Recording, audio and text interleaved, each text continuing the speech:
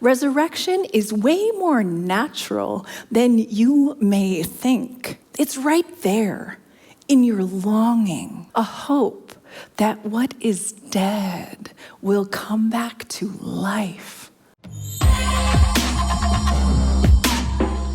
So we are talking about death and dying today. That is a heavy topic. And I want to give you a couple of ways that you can ground yourself through this sermon.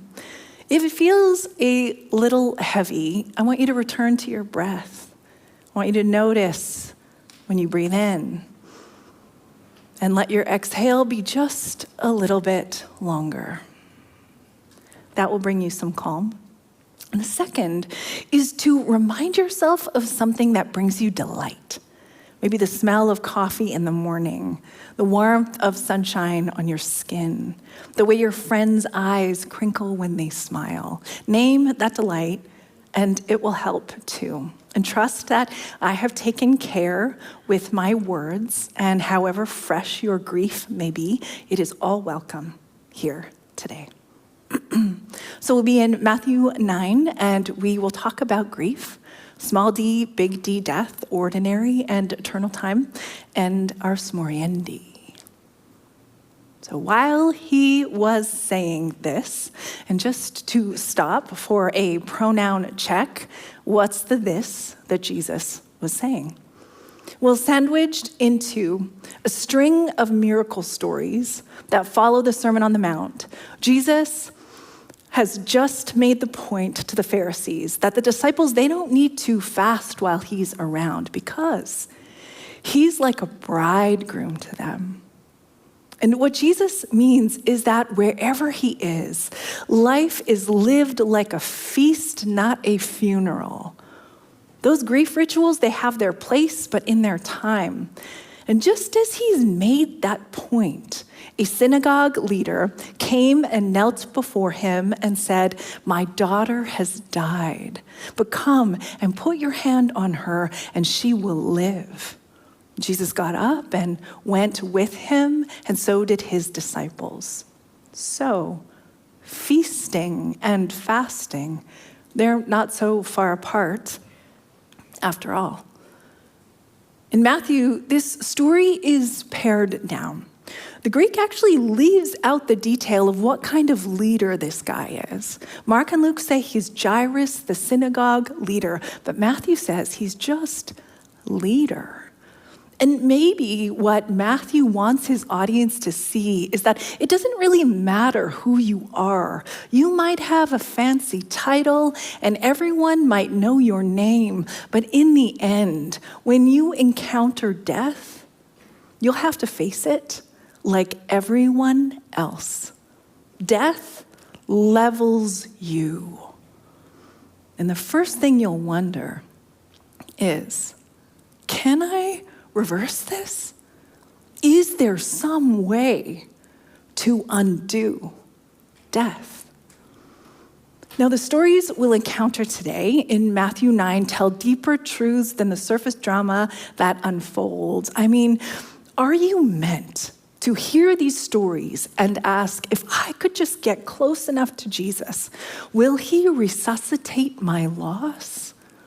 There's evidence that might not work out like you hope it does.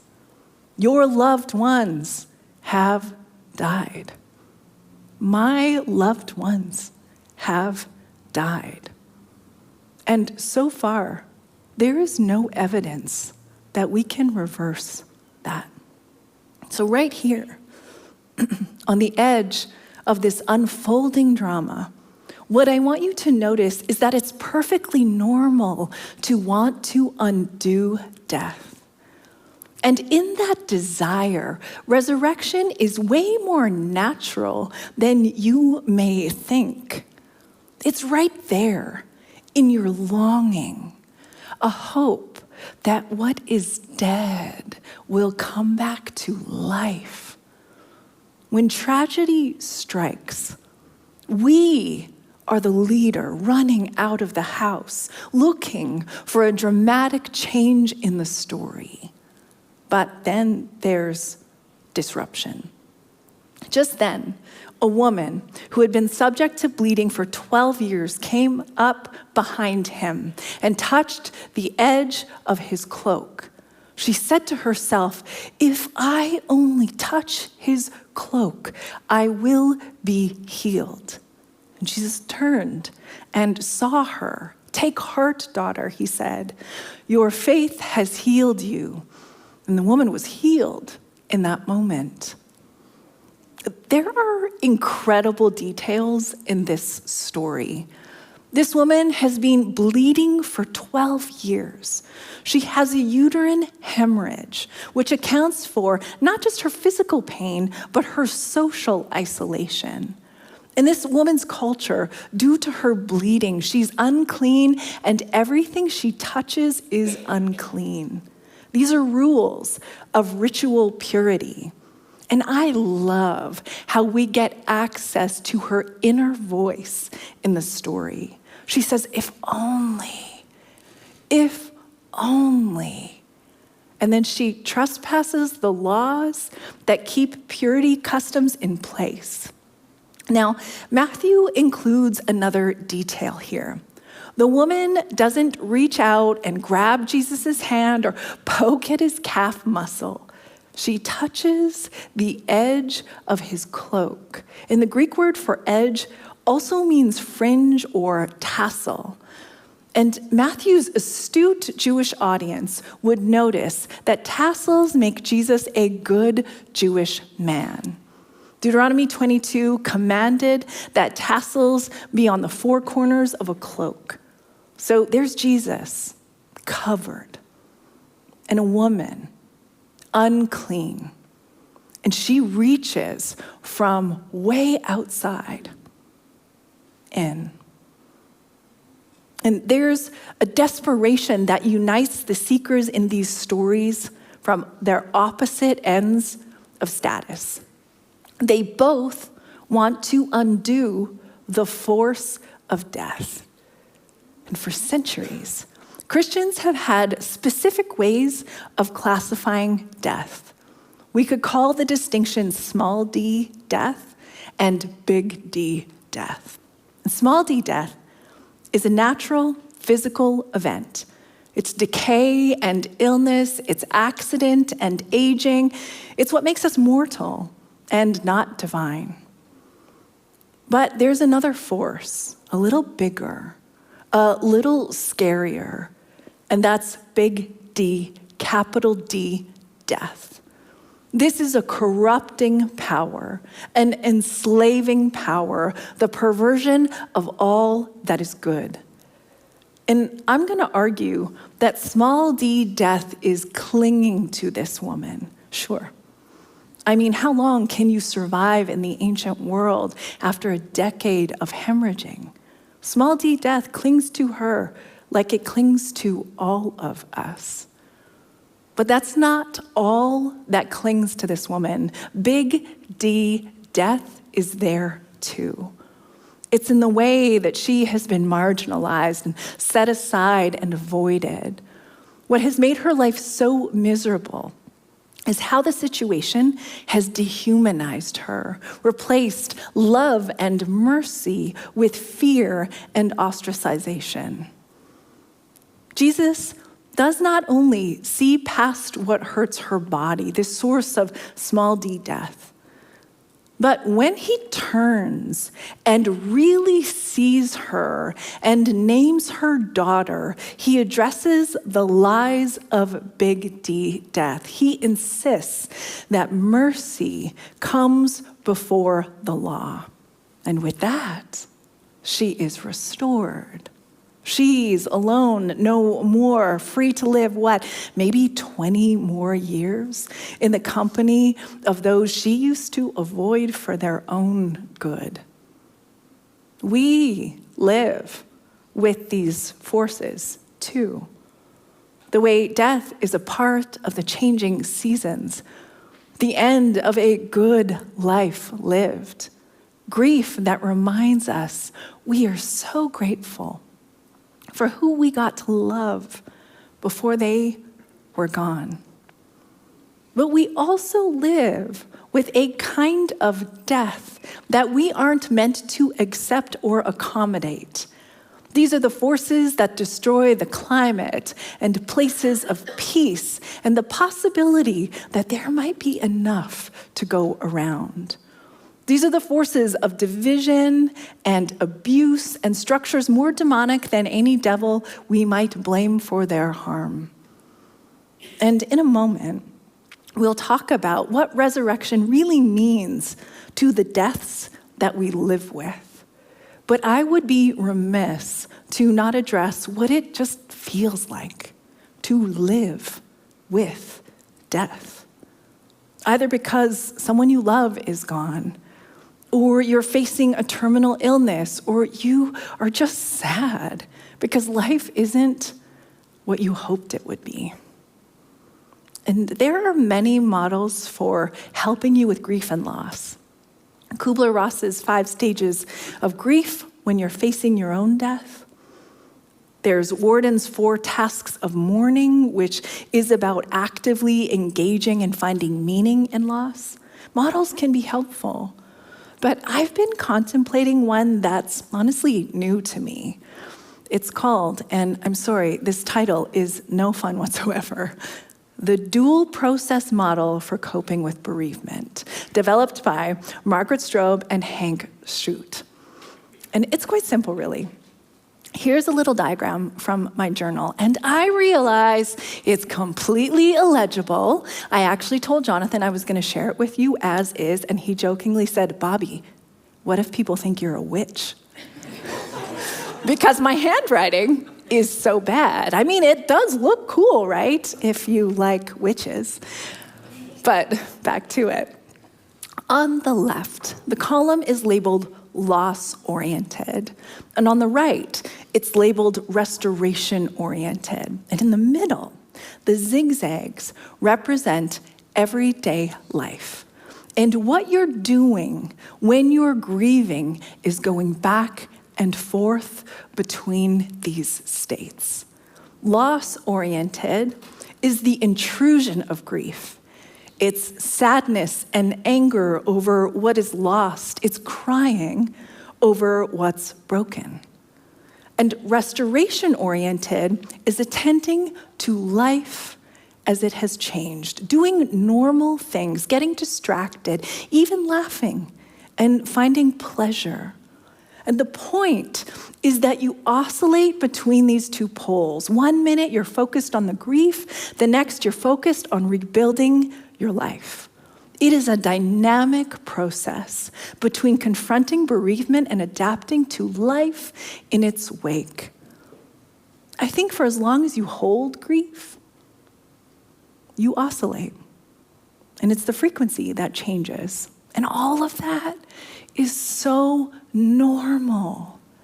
Of course, it is possible that you could fall into a much smaller percentage of people who experience complex or prolonged grief, and you may require additional help. Help that you can get from rituals and a faith community, so you are still in the right place here.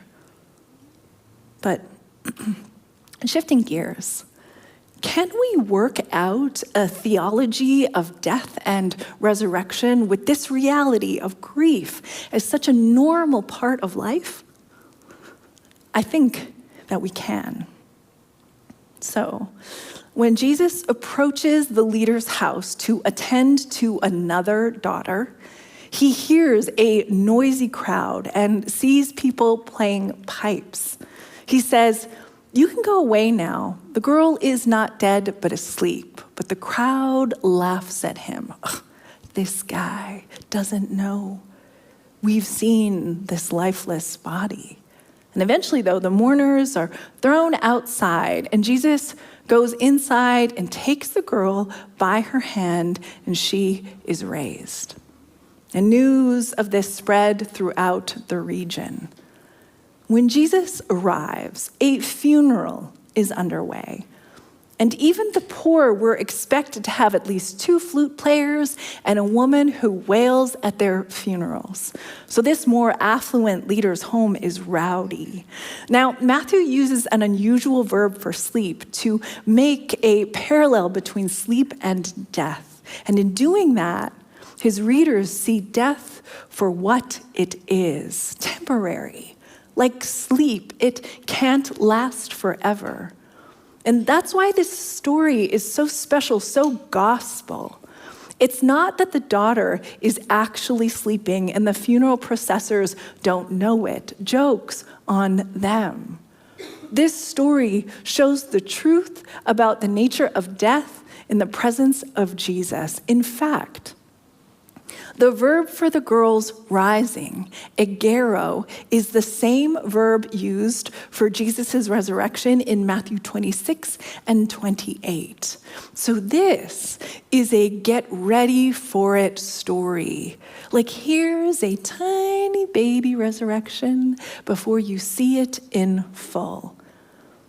And I actually believe that we need to experience some form of resurrection before we know that it's true. And that's not as dramatic as it may sound. I mean, Jesus didn't raise the girl in front of a crowd or make a big scene when he brought her back to life. There are no pyrotechnics here. He just takes her by the hand.